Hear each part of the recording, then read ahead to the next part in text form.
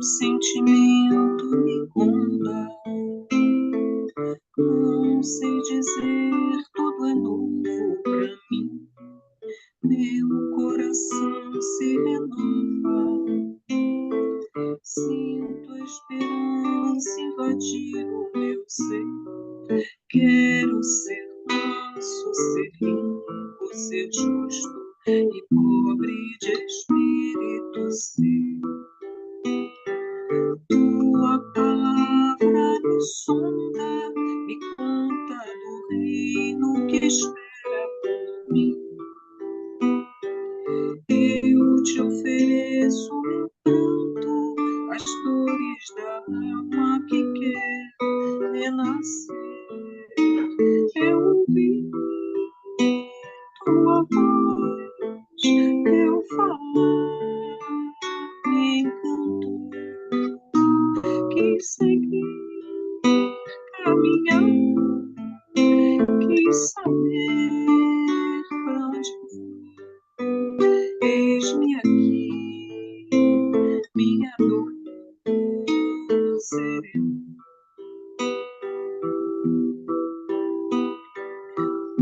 Sentimento me ronda, não sei dizer, tudo é novo pra mim. Meu coração se renova, sinto a esperança invadir o meu ser. Quero ser manso, ser limpo, ser justo e pobre de espírito ser. Tua palavra me sonda, me conta do reino que espera por mim.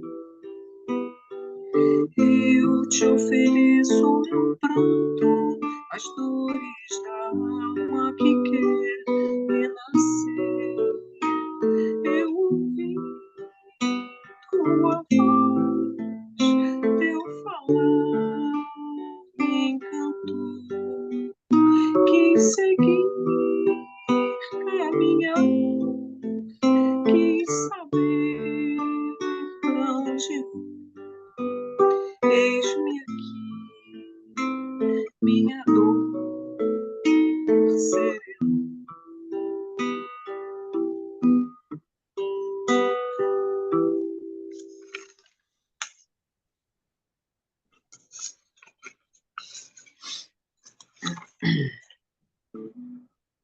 Senhor,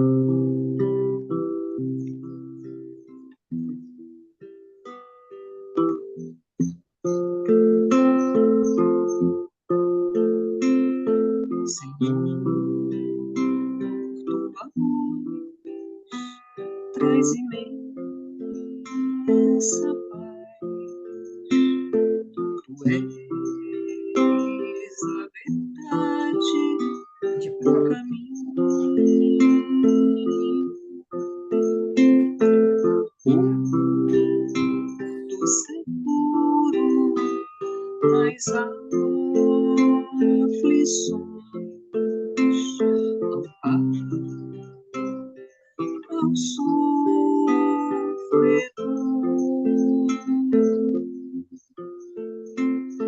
Suave é o jugo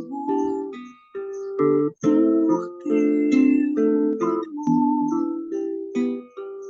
amor, ó bondoso Senhor.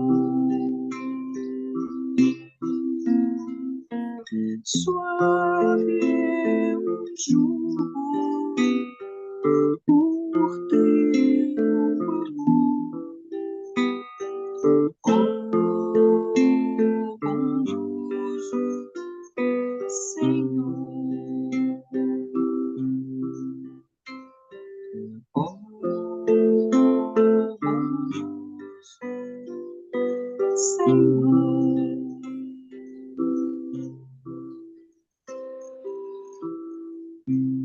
Bom, meus amigos, boa tarde a todos. Pessoal que está entrando agora, a Rose, sejam bem-vindos todos. E a Sandrinha já se prontificou para fazer a prece e a página de abertura. Então, pode começar, Sandra. Vamos então, queridos irmãos, unindo os nossos pensamentos, envolvidos nesta atmosfera de amizade cristã, agradecer a Jesus, ao plano espiritual maior, que coordena os trabalhos desta casa, especificamente este trabalho, inclusive. Agradecer, Senhor. Sem dúvida, Mestre, não conseguimos aquilatar as benesses de amor e misericórdia que descem sobre nós. Permita, Jesus, que continuemos a buscar o melhor que possamos realizar. E nesta hora, rogamos por todos aqueles que se encontram aflitos, desesperados, incompreendidos, nos redutos, Senhor, mais distantes que sejam. Abrandai, Senhor, os nossos corações, para que a guerra possa dar lugar, Senhor, à tua presença nos lares, nas nações. Permita, Senhor, que possamos unidos aprender com Emmanuel, com Chico, com a troca, Senhor, que realizamos neste breve encontro. Muito obrigada, Senhor.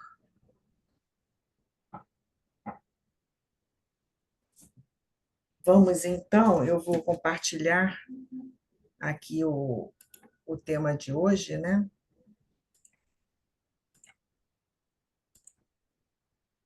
Bíblia do Caminho, eu tirei de lá, né? Pão Nosso, capítulo 168, que começa Emmanuel dando como título de Madrugada.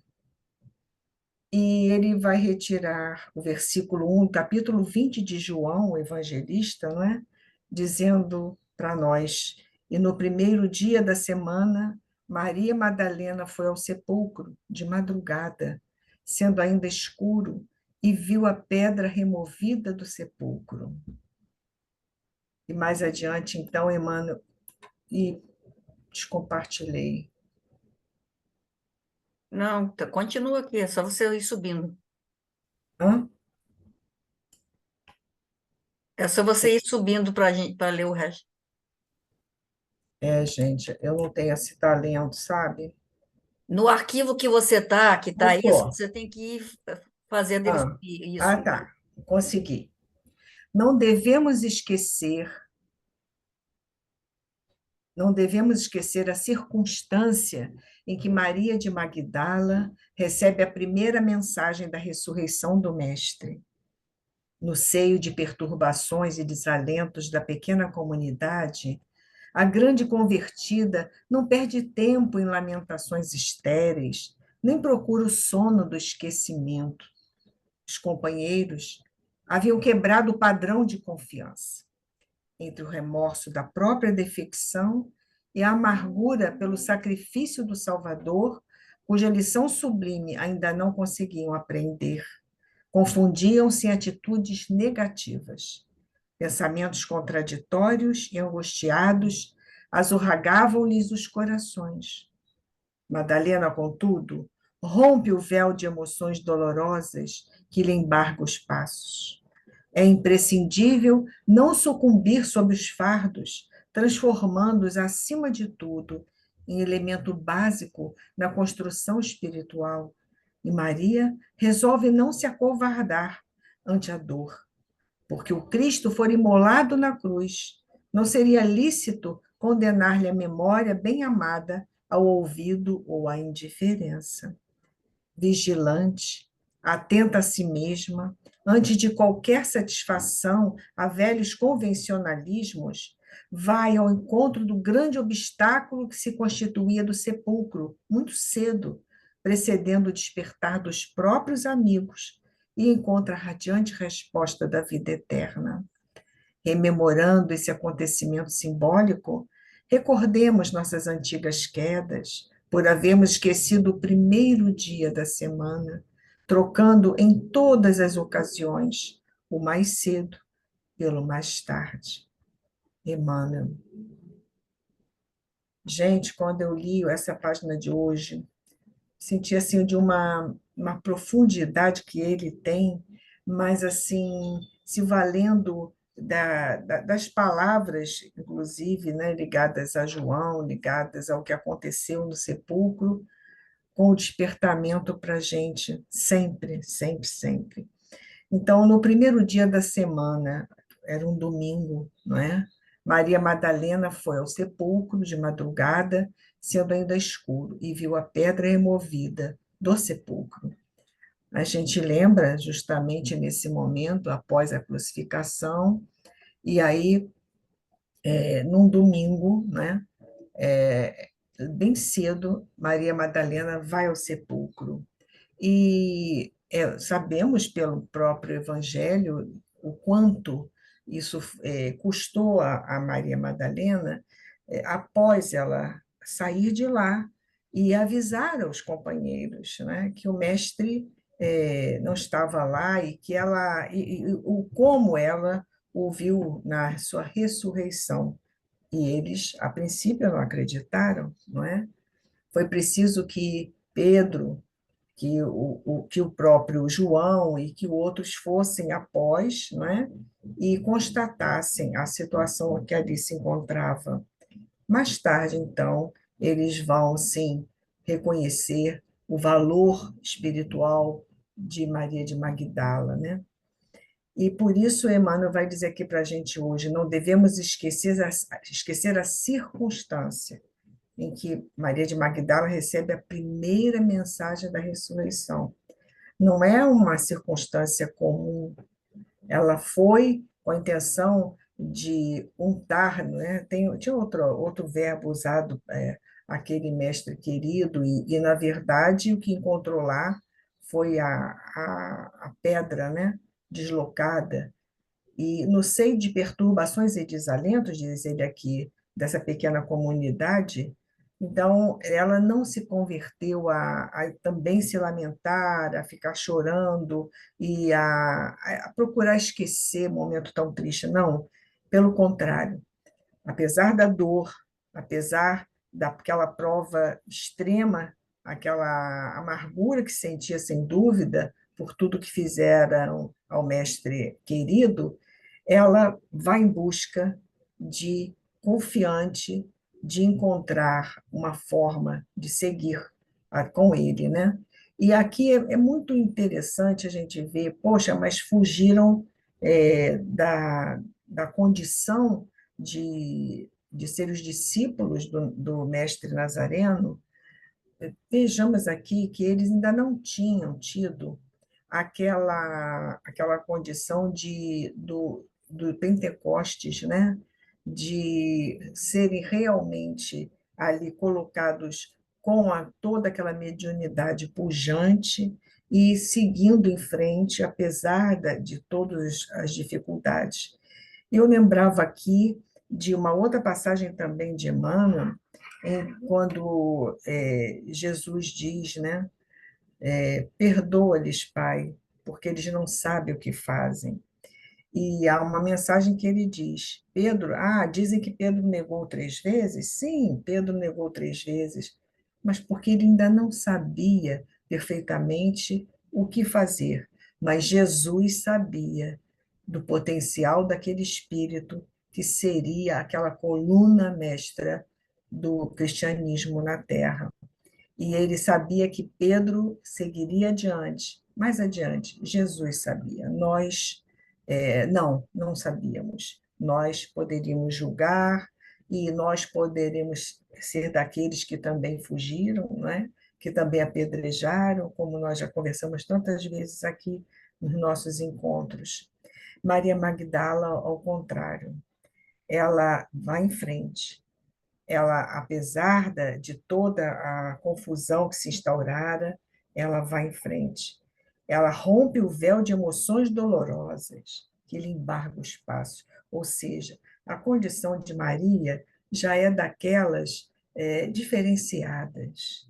Já é um espírito que, através de toda essa transformação da dor que viveu e que continuará vivendo, ela não tem dúvidas, ela vai em frente, ela quer cumprir aquilo que ela viu no mestre, não é? No Rabboni dela, como ela dizia, no Rabboni, não é?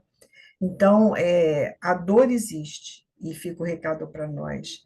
Olha o que ela já havia passado e o que ela ainda precisaria passar, mas ela transforma, como diz Emmanuel aqui, imprescindível não sucumbir sob os fardos.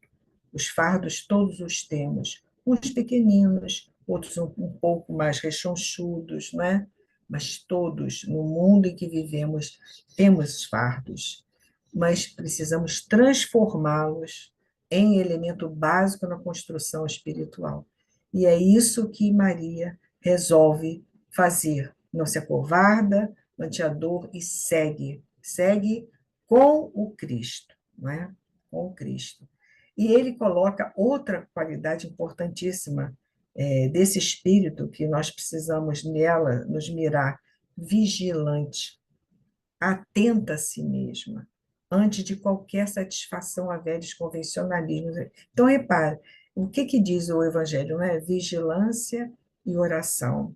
Vigiai e orai. Marcos ainda diz: olhai, vigiai e orai. Atenta a si mesma, ou seja, ela já começa o processo de autoconhecimento, buscando realmente quem ela é, o que ela quer e para onde ela deseja ir, deseja continuar a sua existência, não é? E ela não se prende a velhos convencionalismos, vamos dizer a verdade. Não era fácil aquela época. Uma mulher que sofreu preconceito dentro do próprio grupo, né, apostólico, uma mulher que realmente saiu de uma situação bem do mundo, diríamos assim, mas já com todas as potencialidades de amor, de renúncia e de abnegação, não é? Para se transformar, ela não abre mão e vai em busca do grande obstáculo, que era, justamente no caso, o sepulcro.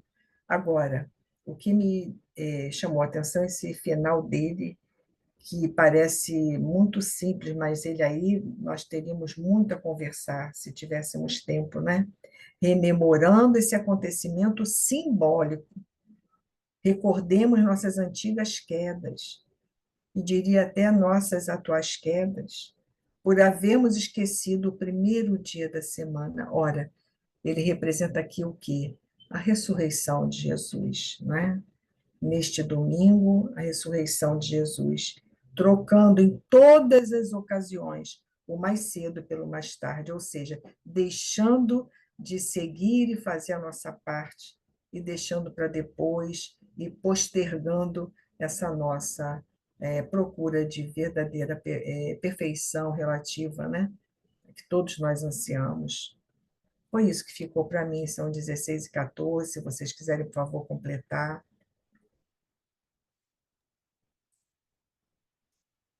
Bom, a gente tem só um minutinho. Se alguém quiser falar alguma Ira, coisa, termina o compartilhamento, Sandrinha.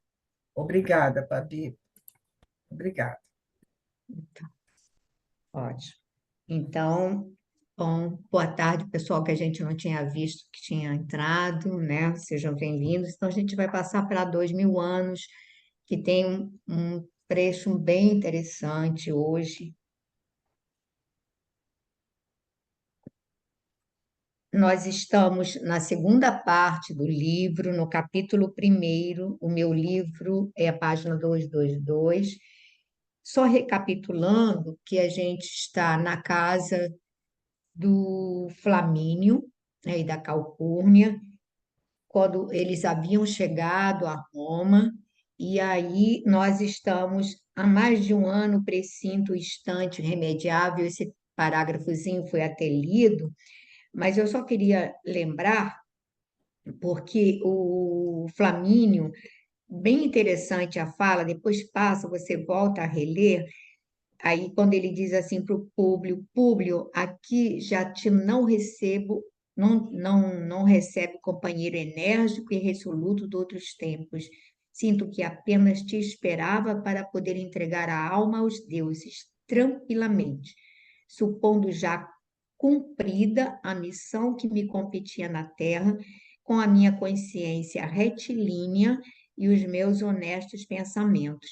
Eu achei assim, as falas, a gente vai depois ver até por quê, mas as falas do Flamínio, de uma consciência diante de uma vida que prossegue, embora ele tivesse essa a filosofia da multiplicidade dos deuses, ele acredita que ele tinha uma missão na Terra, que ele cumpriu retamente como no seu trabalho, como senador, como chefe de família, né? E aí esse outro parágrafo também, quem começar a leitura, eu vou pedir para reler, mas Flamínio, que é bem interessante. Então, vamos ver quem é que quer começar aqui a leitura hoje. Quer começar, Lúcia? Começo, Pepita. No parágrafo anterior, né?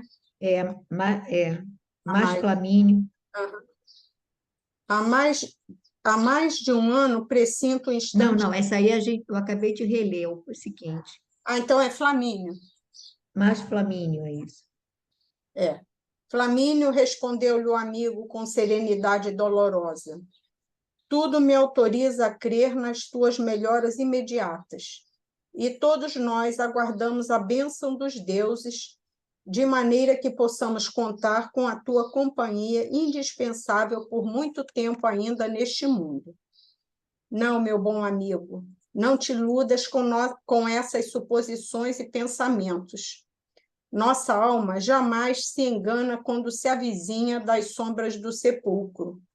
Não me demorarei em penetrar o mistério da grande noite, mas acredito firmemente que os deuses me salvarão com as luzes de suas auroras. E deixando o olhar profundo e sereno, devagar pelo aposento, como se as paredes marmorizadas se dilatassem ao infinito, Flamínio Severus concentrou-se um minuto em meditações íntimas continuando a falar como se desejasse imprimir à conversação um novo rumo. Lembra-te daquela noite em que me confiaste os pormenores de um sonho misterioso no auge da tua emotividade dolorosa? Oh, se me lembro, revidou Públio Lentulus, recordando de modo inexplicável não só a palestra remota que resolvera a viagem à Palestina, mas também outro sonho no qual testemunhara os mesmos fenômenos intraduzíveis na noite do seu encontro com Jesus de Nazaré. Ao lembrar-se daquela personalidade maravilhosa, estremeceu-lhe o coração, mas tudo fez por evitar ao amigo uma impressão mais forte e dolorosa, acrescentando com aparente serenidade: Mães, a que vem tua pergunta, se hoje estou mais convicto, de acordo contigo mesmo, que tudo aquilo não passava de simples impressões de uma fantasia sem importância? Fantasia, replicou Flamínio, como se houvesse encontrado uma nova fórmula da verdade. Já modifiquei por completo as minhas ideias. A enfermidade tem, igualmente, os seus belos e grandiosos benefícios.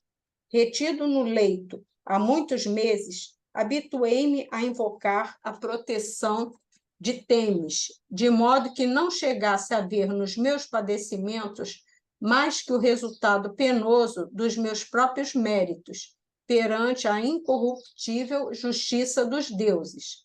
Até que uma noite tive impressões iguais às tuas. Vamos dar uma paradinha, Lúcia, para não ficar longa demais e já tem coisa aí aberta para comentar. Eu vou falar, mas você melhora aí, porque o Públio, né, estava tentando animar o Flamínio, né, que ele estava com a impressão que ele ia, o sentimento que ele ia ficar bom, que ele ia se curar daquilo, né? Mas o Flamínio tinha perfeita noção do que estava acontecendo com ele. Sabia que ele não ia sair dali e mudou a conversa sobre o assunto do sonho do Públio, né? Que na época ele disse que não era, não deu tanta importância ao sonho dele, né? Achou que simples impressões de uma fantasia sem importância. Mas a doença fez com que ele refletisse, ele pedindo aos deuses, pedindo, né, pensando lá, conversando, entre aspas, com os deuses, porque Deus aí, para Deus mesmo, eu acho, né, na minha opinião, tanto faz ser deuses, Deus, o que importa é a nossa conduta. Ele não está muito interessado em ser um. Se ele estava falando lá com Têmis, que para ele Deus era uma das deusas, Têmis, eu não sei se é feminino ou masculino, ele estava falando com ela, e ele recebeu igualmente uma... Peraí, onde é que eu parei? Aí ele disse que devido a estar perto da morte, né, e estava pedindo aos deuses e tudo, ele teve umas intuições diferentes para aqueles sonhos do Públio. Aí ele vai falar sobre isso, né? Porque mesmo ele estando lá pensando em Têmis, Deus e os espíritos amigos e tudo está atuando da mesma forma, né? Para quem acredita em Deus ou não, se você está pensando, tentando chegar a uma conclusão, pedindo, acho que vai receber a intuição da mesma forma que a pessoa que acredita no Deus, né? Único. Vamos, olha só, vamos só dar uma reforçada, né, no que a gente já, na época, até foi bastante comentado, esse sonho dele, mas o que eu acho interessante é quando ele diz que ele tem a certeza de que ele iria partir agora muito rapidamente, porque o que o mantinha vivo era essa determinação de querer esperar um amigo. E a gente viu uma situação dessas no livro que nós finalizamos há pouco, não é, Glória? Ou estamos finalizando, que aquele irmão, enquanto ele não visse a esposa, ele não queria, não conseguia partir. E aí a espiritualidade tenta atender aquela coisa toda. Então, as pessoas de mente, não é todo mundo, mas as pessoas de mente vigorosa e disciplinada, elas não percebem, mas elas têm comandos poderosos sobre o próprio organismo, sobre até essa questão de vida e morte, não indefinidamente, mas circunstancialmente. E isso é a colocação de André Luiz com relação a esse ao Cavalcante ali do Obreiros. Ele diz exatamente isso, que ele havia sido um homem devotado ao bem, trabalhador, ele era um católico trabalhador, aquela coisa toda, de que tinha uma vontade determinada e uma disciplina. E aí ele deixa, é claro que essas pessoas, elas exercem um comando vigoroso sobre, digamos assim, aí entra a nossa pineal, entram as nossas glândulas, entra o nosso sistema, sobre essa vontade férrea. Então, ele é como se ele desse um comando: não posso morrer, não posso partir até falar com meu amigo. E isso era de vital importância para ele, porque ele confiava muito na chegada desse amigo para ajudá-lo. Quer dizer, ele queria confiar algumas preocupações e contava com a sua ajuda para auxiliar a resolver essas circunstâncias.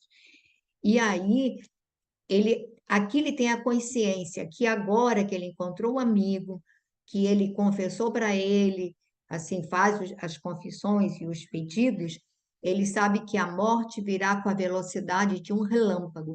Então, a lucidez espiritual desse irmão, do Flamínio, é algo impressionante.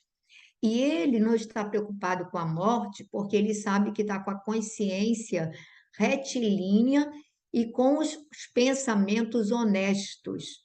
Então, é aquela pessoa que tem a consciência tranquila de que não fiz mal a ninguém, não tem nada me perturbando, vou partir serenamente. E aí, como ele passou, na época que o Públio Lentulus teve aquele sonho que o angustiou profundamente, que não foi propriamente um sonho, que ele foi levado a ver vidas passadas, em que ele foi o bisavô dele mesmo, o Públio Lentulus Sura, e que ele se envolveu naquela revolução de Catilina, e que ele foi cruel, que ele costumava, digamos assim, ele foi arbitrário e cruel com os seus adversários políticos, e cometeu vários crimes e assinou várias sentenças. E ele, quando acorda, ele que nesta encarnação, como Públio Lentulus, ele é extremamente íntegro, amante dos bons costumes, amante, digamos assim, dos princípios de ética, ele fica extremamente abalado ao se ver, ele vê que ele é o bisavô, que ele foi o autor daqueles crimes, e ele vai contar isso para quem? Para o Flamínio. E nem para Lívia, ele não se abre com a Lívia, ele conta para o Flamínio, só que o Flamínio, naquele momento, apesar de toda a ponderação dele, apesar de tudo, ele acha que foi preocupação excessiva, a filhinha deles, a Flávia, estava com aquela enfermidade, que era a lepra naquela época, aquela coisa toda, aquela agonia toda, então ele acha que aquilo foi a imaginação superexcitada naquele momento, ele não deu importância. Aí mal ele chega, ele estava esperando o amigo chegar, e aí diz: olha, eu estava equivocado lá, eu estava equivocado. Eu também, hoje, eu tenho uma nova, eu entendo o que você passou, e eu acredito. Aí é o público que vai dizer assim: não, isso é bobagem, imaginação superexcitada. Não, não. Eu mudei radicalmente a minha maneira de ver esse problema. E aí a gente vê como esse processo da enfermidade, como é importante, e você vê que o Públio fez tudo para sufocar essa experiência, para não trazê-la novamente à tona. E aí ele lembra, quando o amigo toca, ele lembra que, olha, eu tive uma experiência semelhante quando encontrei Jesus. E a simples lembrança da experiência que ele teve com Jesus, a alma dele estremece, o coração dele estremece, mas ele mais uma vez sufoca e não vai dividir isso com o amigo. Então, só para a gente recapitular, para prosseguir a nossa leitura, que a coisa é como hoje ele tem certeza que não é fantasia, ele tem certeza que, olha, é real, então ele vai falar isso, uma convicção de que a vida prossegue, de que a gente pode viver várias experiências. João, quer ler um pouquinho? Leio.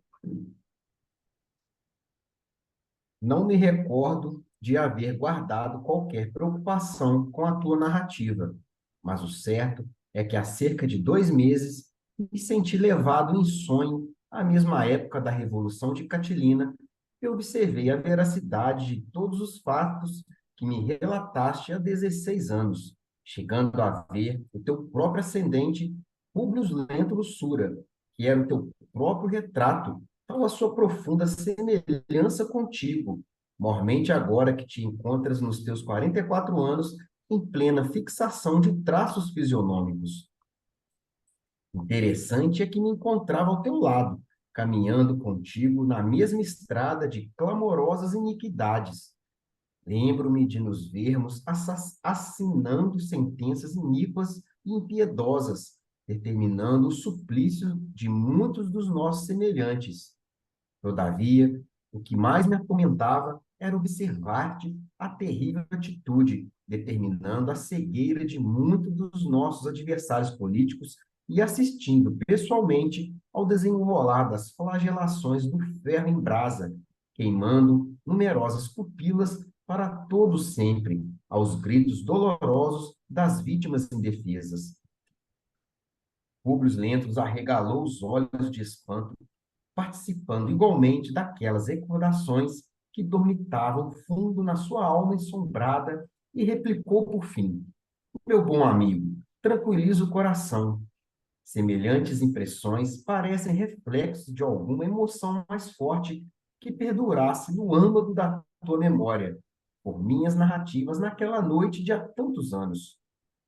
Flamínio Severus esboçou, porém, um leve sorriso, como quem compreendia a intenção generosa e consoladora, redarguindo com serena bondade. Devo dizer-te, Públio, que esses quadros não me apavoram e apenas te falo desse complexo de emoções porque tenho a certeza de que vou partir desta vida e ainda ficarás, talvez por muito tempo, na crosta deste mundo. É possível que as recordações do teu espírito aflorem novamente, e então quero que aceites a verdade religiosa dos gregos e dos egípcios. Acredita agora que temos vidas numerosas por meio de corpos diversos. Sinto que meu pobre organismo está prestes a desfazer-se, entretanto, meu pensamento está vivaz, como nunca, e só em tais circunstâncias presumo entender o grande mistério de nossas existências. Pesa-me no íntimo haver praticado mal no pretérito tenebroso, embora haja decorrido mais de um século sobre os tristes acontecimentos de nossas visões espirituais. Todavia, aqui estou diante dos deuses com a consciência tranquila. Vamos parar aí, João? Públio João, vamos ouvia... parar? Tá, tem É. bastante coisa, né? Eu acredito, assim, até pela fragilidade orgânica do Flamínios, né? Do Flamínio, ele talvez tenha dilatado, né? Acredito, né? A gente vê pessoas aí que já estão mais conscientes da proximidade do seu desencarne, né? Própria fragilidade orgânica ali já. Então, acho que isso, né, dilatou essa visão, essa percepção dele, mesmo ainda ele com seus conceitos, né, com as suas crenças nos deuses, mas ele, né, já percebendo que não ia ser o fim de tudo para ele ali, que, né, já acreditando né, na vida após a morte ali, e ele chamando essa atenção pro Públio, né? Né? Eu acho que isso deve ter impactado muito ele, né? Dele falar que ele o vendo agora, né? Nessa altura da vida, nos seus 44 anos, né? No sonho que ele teve, ele deve ter visto o Públio Lensura, né? Que era o próprio Emmanuel, nessa mesma idade, então aquilo ali deve ter né? Essa semelhança fisionômica, né? Nos traços de ambos né? Isso, né? Fala que ele arregalou os olhos, né? Deve ter ficado assustado, né? E ele narrando, né, todas as atrocidades, né, os equívocos, os erros que eles cometeram no passado, né? E ele falando aqui, né, interessante, né, mais não vou entrar agora, porque mais para frente a gente vai ler, vai ter né, fatos mais para frente dessa ele determinava, né? Ele cegava ali os seus inimigos, seus adversários, né? Com ferro em brasa e assistia pessoalmente a esses flagelos, essas torturas e nisso, né? Ele e o Flamínio descrevendo, narrando, né, em detalhes esses fatos, o público fica espantado, né, de olhos arregalados, né? Né, e tenta ali, né, já de antemão, né, ofuscar tudo isso aí. Não, isso aí é imaginação sua, são impressões, né, da sua memória, você está movido por uma emoção forte, achando que tudo aquilo era criação da cabeça do amigo, não chamando a si a razão, porque ele teve esse sonho, ele mesmo teve esse sonho, né, no encontro com Cristo, né, com Jesus, ele teve despertares ali em que ele não deu vazão a isso, ele foi apagando, diminuindo tudo isso internamente, né? E, e o Flamínio continua falando, né? E né, chamando a atenção dele, olha, meu amigo, meu tempo aqui está findando. Eu não tenho que, né, às vezes, né, usando as minhas palavras, ao que resgatar, ao que reparar, né, meu tempo aqui está se esgotando, mas você ainda tem muito tempo pela frente. Olha isso aí, né? Acredito que ele foi até intuído ali se utilizando dessas palavras para chamar a atenção do amigo para outras verdades, as verdades do espírito, né? Para ele, né, dar vazão ao coração, a esse sentimento que ele tem embaçado ao longo desses anos, deixar aquilo ganhar vida, né? Para às vezes ele mudar de postura, mudar de atitude, né? Tentar às vezes mudar a rota da vida do amigo, né? Eu acho, João, que ele, na realidade, o que eu acho mais importante na advertência dele é quando ele diz para ele o seguinte: talvez essas recordações aflorem novamente, e quero que você preste atenção nisso de uma outra maneira. Ele diz assim: quero que aceites a verdade religiosa dos gregos e dos egípcios. Então, ele, no leito da morte, ele está admitindo que aquele conceito religioso do qual eles tanto se orgulhavam não era o melhor conceito.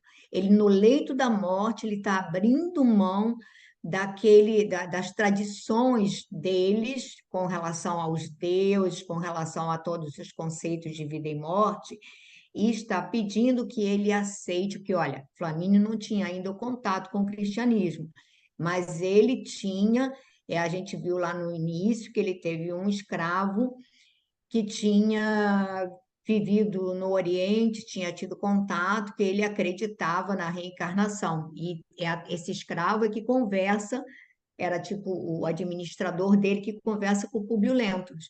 Então, o Flamínio diz: olha, quero que aceite a religião dos gregos e dos egípcios, que eles eram reencarnacionistas. Então, eu acho, essa é, para mim, é a grande, assim, era importante que ele dissesse isso para esse amigo. Era importante que esse amigo tivesse o coração preparado para os embates que ele iria enfrentar, que naquele momento talvez ele não consiga apreender o porquê daquelas advertências, do detalhamento do sonho, da barbaridade com que ele cegava com prazer os adversários políticos, que ele assistia com prazer.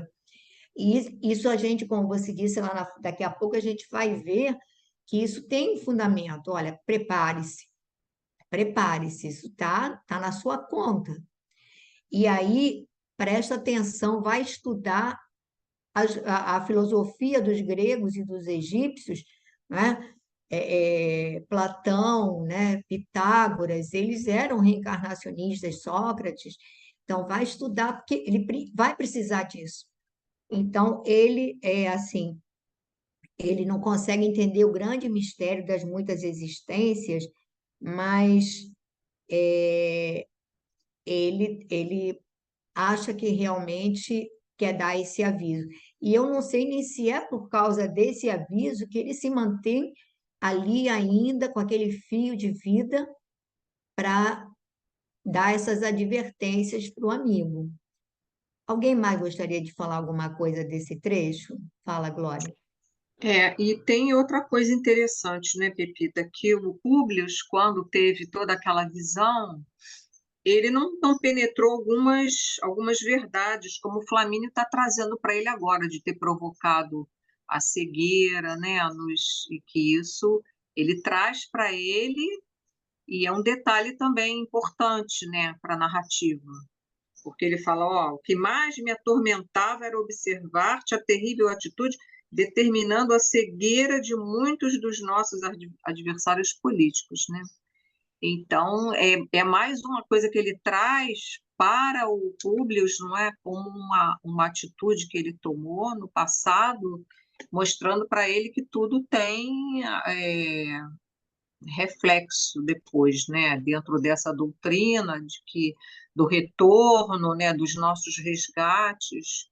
Então, também achei interessante ele trazer isso para o Eu acho que Públio, né?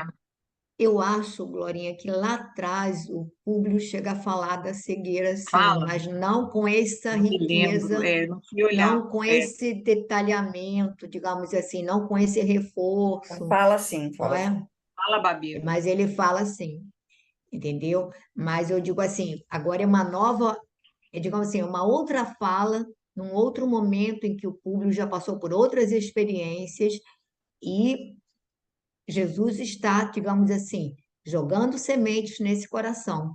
Aí são aqueles famosos aguilhões, como Paulo de Tarso. E aí fico imaginando conosco como é que seria, né, gente? Porque, olha, lembra que Paulo de Tarso, Jesus tentou tocá-lo de diversas, segundo ela, foram 7 aguilhões, diversos aguilhões.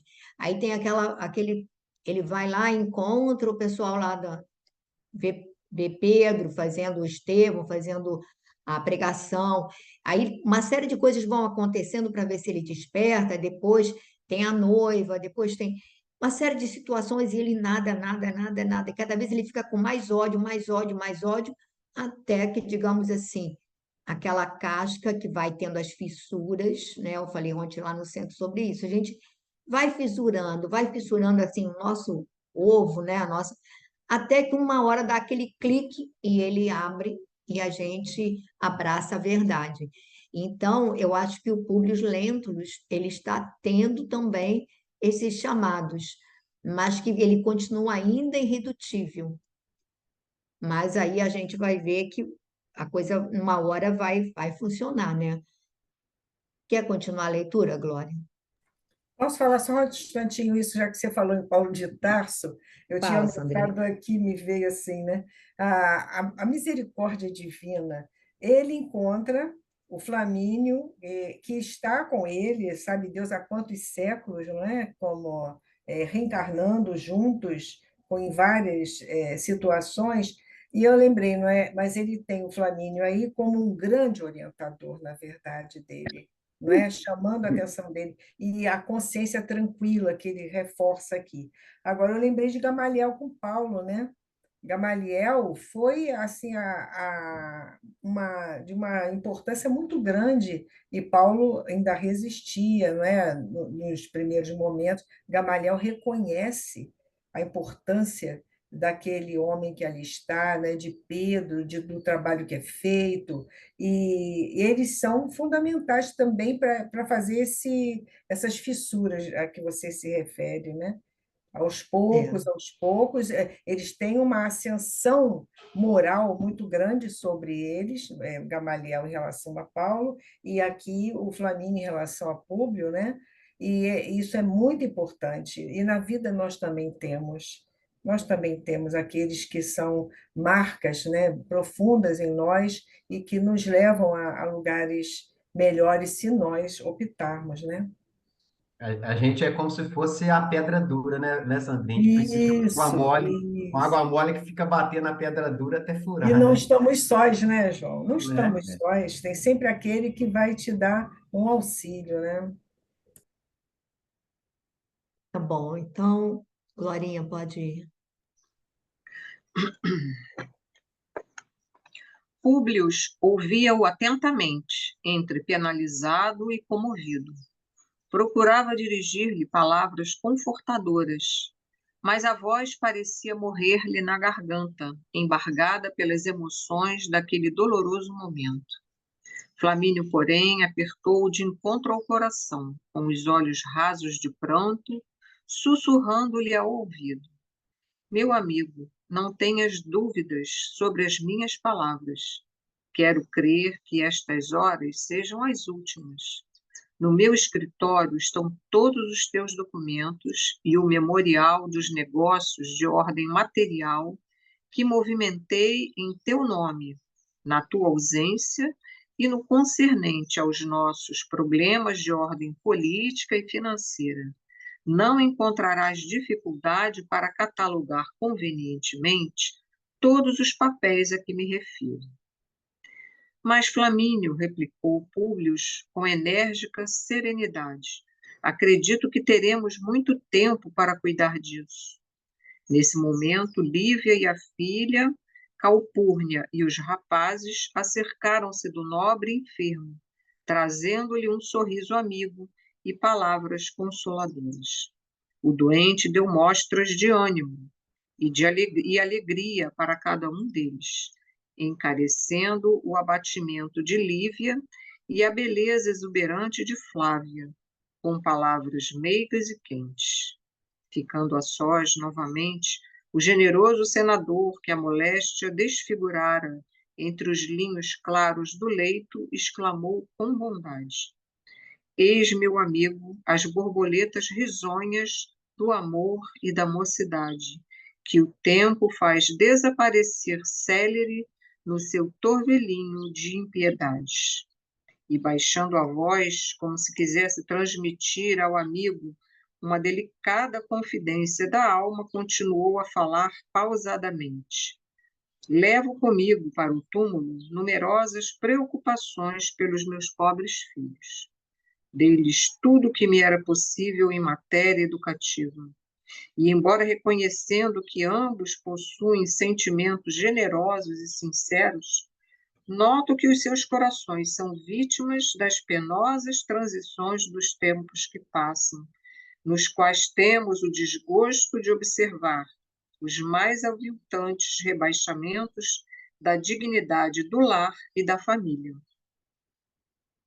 Agripa vem fazendo o possível por se adaptar aos meus conselhos, entregando-se aos labores do Estado.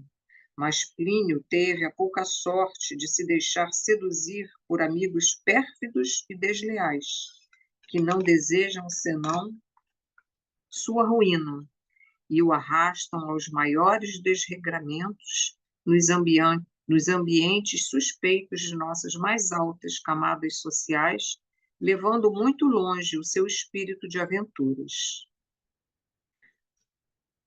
Para ou continua? Parar, né? Então, aqui a gente vê, né, algumas coisas que vão se passando com esses últimos momentos do Flamínio, né? É, primeiro que esse encontro, né, de corações, ele é aflito para declarar ao Públio que tudo aquilo que há 16 anos atrás ele né, tentou colocar um pano quente, dizendo que isso é porque você tá aflito, coisa e tal. Ele fica, agora que ele está prestes a partir, ele fica ansioso para declarar a ele que isso tudo é verdadeiro, né, e que ele precisaria acreditar, né? E aí a gente vai notando, né? Ele vai colocando assim essa preocupação do homem é, previdente, né? Que deixa toda a sua organizado, né? Que deixa tudo da sua vida material também, para que não haja, para que as pessoas que ficam não tenham trabalho, né? Ele se preocupa em mostrar para ele as coisas políticas, né? As questões políticas muito bem colocadas, né? E fala para ele que estão no escritório, que ele não ia encontrar dificuldade, né? Em manusear os papéis, quer dizer, aquela preocupação, além de ser um grande amigo, era uma pessoa que a gente vê que, né, que tinha todo um princípio, né, com essas questões, né, porque às vezes a gente pensa, não, são questões materiais, mas que você sabe que elas têm desdobramento depois que a gente parte, né, depois que a gente desencarna, né. Então, mas o Públio tenta né, fazer com que ele se sinta, não, fica tranquilo, você ainda vai ficar muito tempo por aqui, coisa e tal. E aí chega a família, dá aquela levantada no ânimo dele, né, que a gente sabe que é importante nesse momento do desencarne, né, para ajudar esse processo, né, de liberação, né, do espírito. E eu achei que lindo quando ele fala assim, quando fica a sós novamente, ele fala: Eis, meu amigo, as borboletas risonhas do amor e da mocidade, que o tempo faz desaparecer célere no seu torvelinho de impiedades. Então, assim somos nós, né? Nos momentos de mocidade, né? Aquela alegria da mocidade, mas tudo, né? O tempo consome, né? Essas alegrias, os problemas, as tristezas, as nossas, né? Então ele fala como se fosse assim, olha como o tempo muda tudo, né? Leva tudo consigo, né? Tudo vai mudando, né? E aí, por fim, ele fala da preocupação com os filhos, embora ele fosse um homem de princípios, né, corretos, os filhos não escaparam das dos prazeres daquele momento, das coisas que a juventude que arrebatam, né, a juventude a aproveitar, principalmente o mais jovem, né, que ele fala que ele tinha muita preocupação com ele, porque ele se deixava seduzir muito facilmente pelas amizades, né? Então, a gente vê que mesmo quando a pessoa tem princípios, passa esses princípios para os seus familiares, não significa que não estaremos colocados em provas, não é? Em provas, às vezes até dolorosas, né? E que nos escapam. A gente, às vezes, não tem como interferir ou mudar aquele quadro, né? Então, eu achei muito importante ele também colocar isso, porque apesar de um homem poderoso e cheio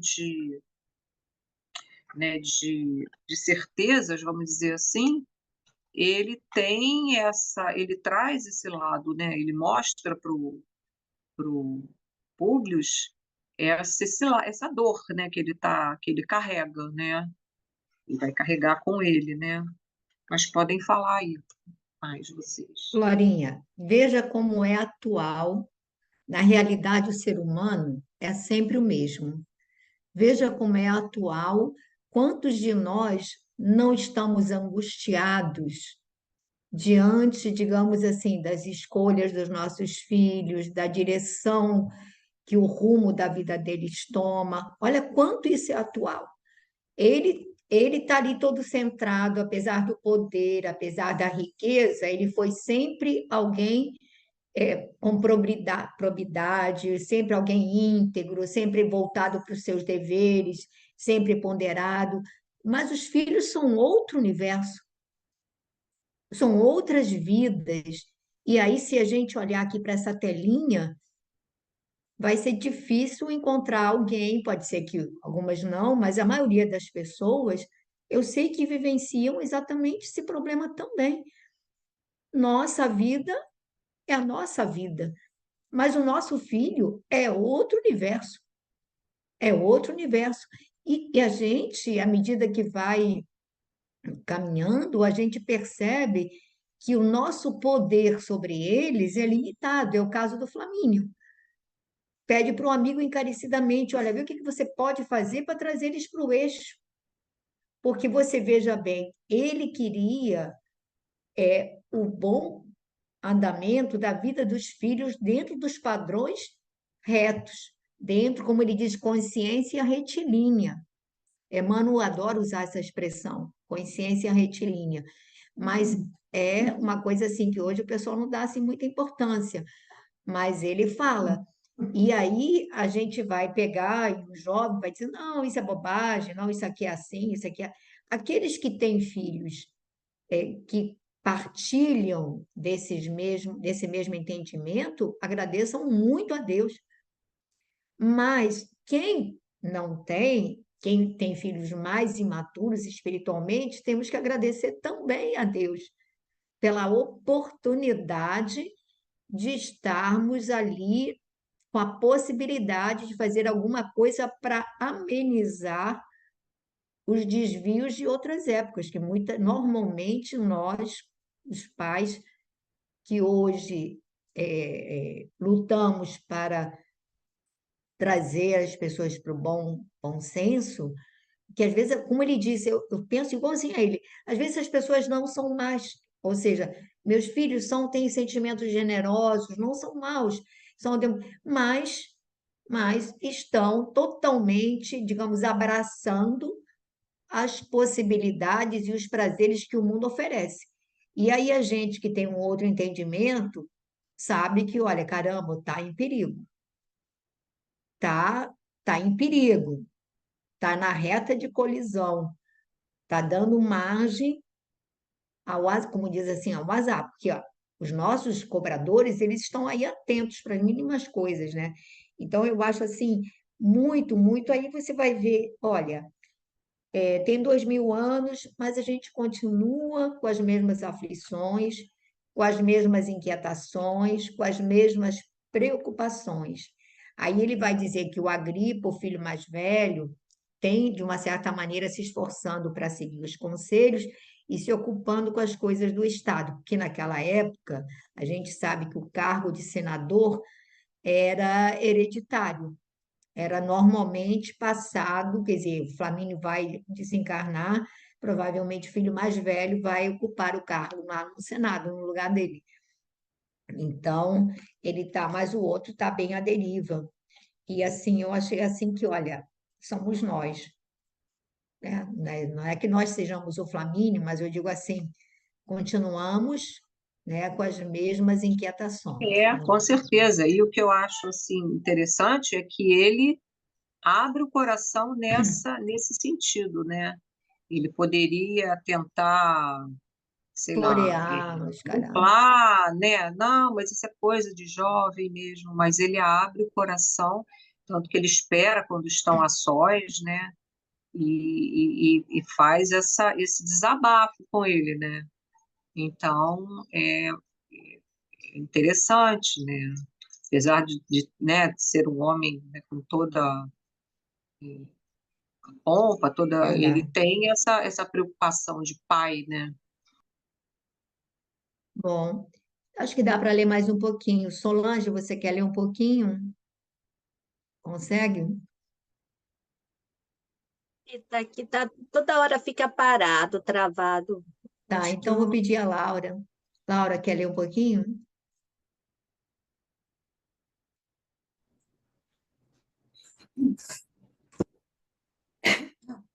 Ambos me, pro- ambos me proporcionam os maiores dissabores com os atos que praticam, testemunhando reduzidas noções de responsabilidade individual, esbanjando grande parte da nossa fortuna própria. Não sei que futuro será o da minha pobre calpurnia, se os deuses não me permitirem a graça de buscá-la em breve no exílio de sua saudade e da sua amargura depois da minha morte.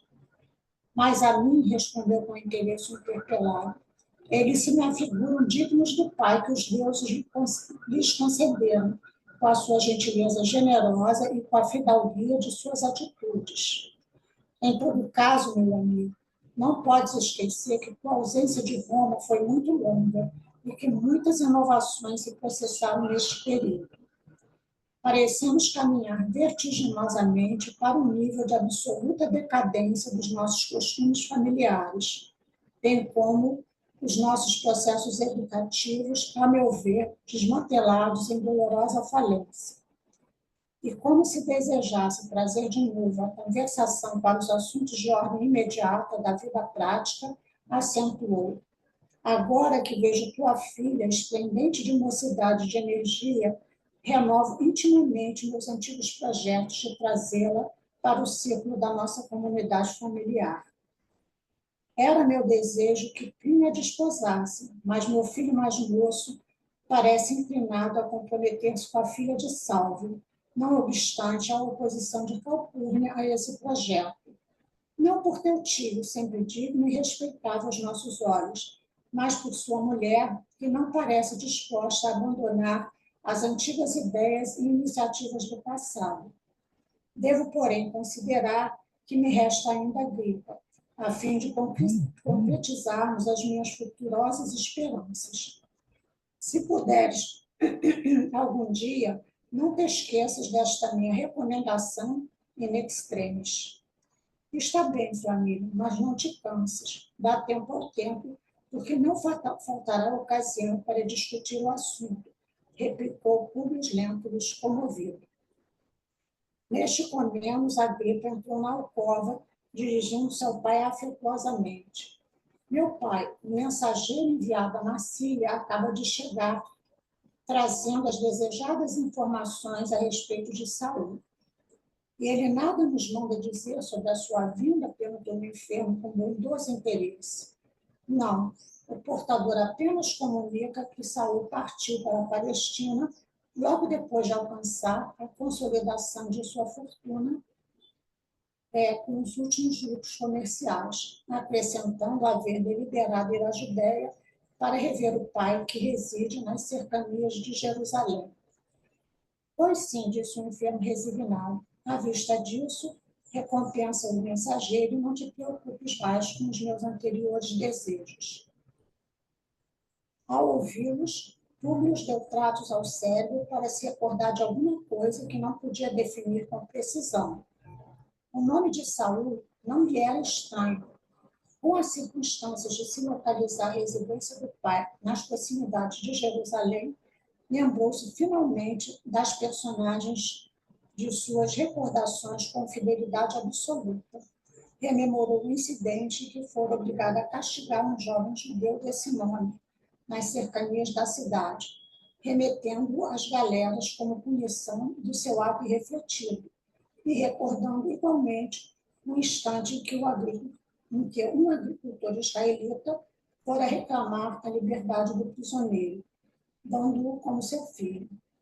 Experimentando um anseio vago no coração, exclamou intencionalmente: Saul não é um nome característico da Judéia? É melhor parar, não? Pode parar, então, Só Laura. tem 10 minutos agora. Tá bom. Bom, o, um branco aqui no nome do... Gente, que coisa. Gente, deu um branco aqui no nome do amigo do Públio, É o Flamínios.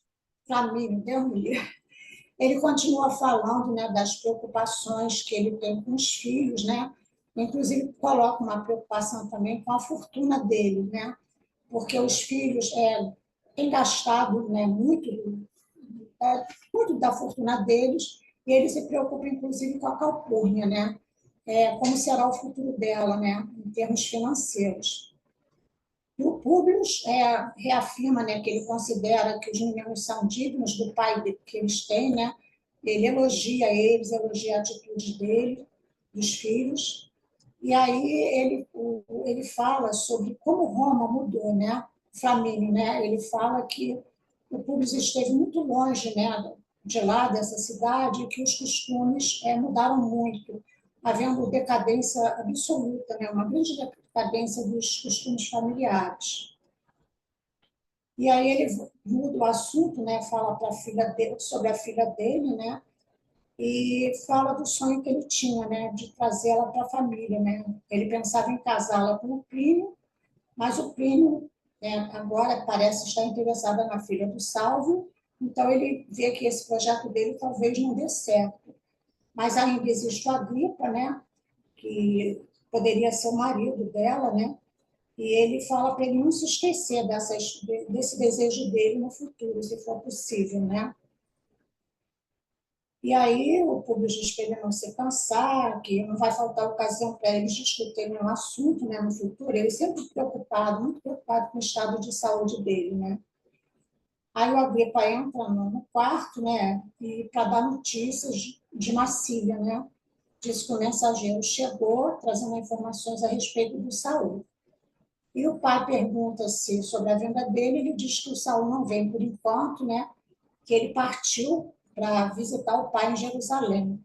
Quando ele fala do nome Saul e de Jerusalém, né, o Públio tem essa impressão que isso lhe recorda alguma coisa, e depois de muito pensar, ele consegue lembrar, né, do rapaz, né, que ele mandou para as galeras, né, por causa daquele acidente na estrada. Mas aí depois ele lembra, né, lembra que o pai foi lá, pediu por ele, né, e reclamando a liberdade do filho dele. E aí parou aqui, né, ele lembrando desse fato, né. Aí foi onde parou. Alguém gostaria de comentar alguma coisa desse trecho? A gente vai vendo, né, gente, como as coisas estão entrelaçadas, como automaticamente o Públio, diante de mencionar esse nome, vem à mente isso tudo, sem saber que eles estão por trás do rapto do filho dele, né? Como as coisas estão entrelaçadas, como quando esse rapaz ele foi, digamos assim, ele não fugiu, como eles disseram, ele foi levado para ser vendido como escravo, e ele vai cair exatamente na família do Flamínios, né? E aí o Flamínios deixa claro que, olha, libertou o rapaz, deu um patrimônio muito bom que ele acabou ampliando. Então você vê quanto, quer dizer, o que pareceu também uma coisa ruim para esse rapaz foi bom, mas mesmo assim a gente vai ver que ele não mudou os sentimentos dele, né? E aí a gente vai vendo, vai avaliando o caminho das coisas. Quer dizer, a gente pensa que nós estamos no comando e que a gente é que está, digamos assim, mexendo as marionetes, mas não é. Na realidade, não estamos no comando. Há circunstâncias que não conseguimos precisar a importância delas, o porquê delas na nossa vida, né? Então, é muito bom que a gente possa, digamos assim, estar atento e poder refletir sobre isso, né? Porque aí a gente vai vendo né, o entrelaçamento de todas essas vidas. E a gente nem sabe do que aconteceu lá atrás, em outras vidas, porque não é por acaso que eles estão se encontrando, né? Repita, o Saul, quem libertou o Saul foi o Flamínio? Foi. Uhum. É porque ele foi vendido para a casa do Flamínio e ele usou para ajudar os filhos lá com as bigas, com os esportes. O Mas isso rapaz era ainda vai jovem, o falar, rapaz. ele ainda vai falar. Ah, Não, sim, É, pois é. Aham. mas foi ele mesmo. Provavelmente é um daqueles a quem ele prejudicou lá atrás e agora ele tá ressarcindo de alguma forma, né? Veio como escravo e ele beneficiou, né? Quer dizer, um débito que ele pagou ali, né? é.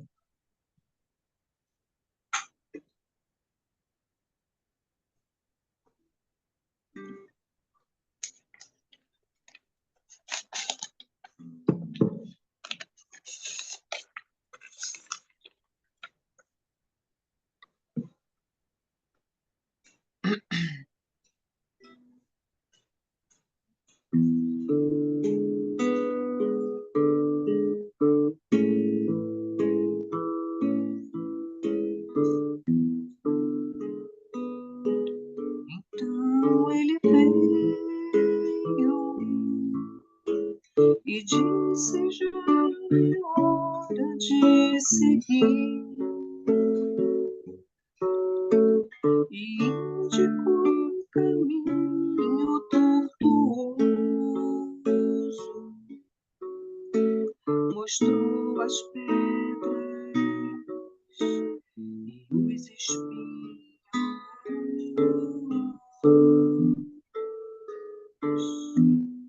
E quando viu que o medo assolava os nossos corações,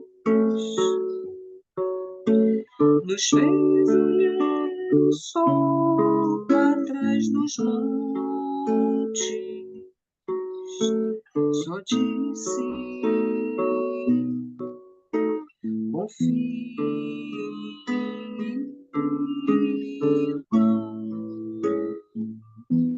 Então viemos, porque ninguém resiste ao seu chamado.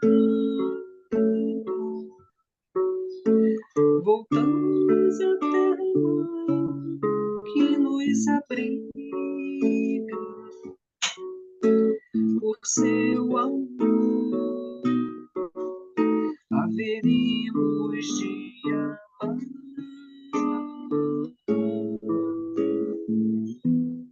E ao final da luta, ele haverá de estar nos esperando e erguerá a voz ao Pai no hino. Então dirá: eis os teus filhos, enfim, em paz. Então viemos, porque ninguém resiste ao seu chamado. Porque ninguém resiste ao seu chamado.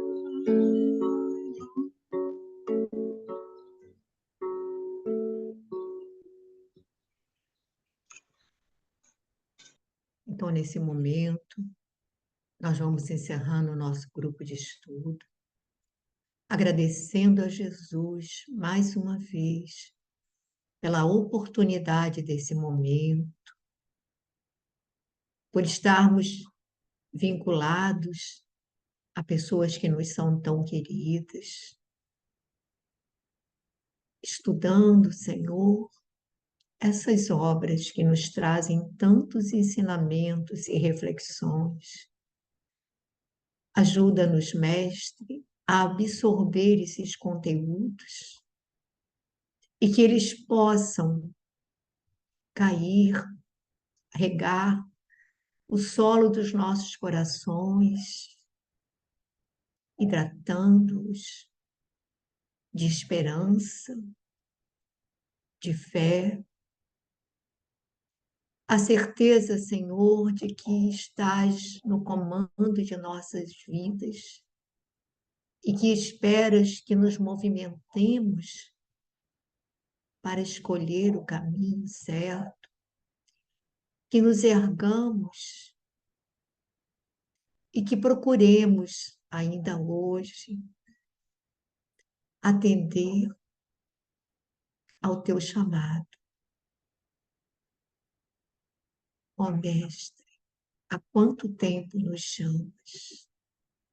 Há quanto tempo apelas para os nossos corações e nos convidas a despertar, para buscar os interesses do Pai, do teu reino, e desvincular da nossa mente dos valores transitórios, que tudo passa tão rápido. E só o Espírito permanece, e só os valores da alma permanecem. Então, Mestre querido, abençoa-nos a todos, para que possamos estar atentos e vigilantes, e que possamos, Senhor, ouvir o teu chamado e seguir-te. Abençoa a todos os espíritos que foram trazidos para participar desses momentos conosco. Abençoa, Senhor, os nossos lares. Ilumina-nos, Senhor, a mente e o coração. Que assim seja.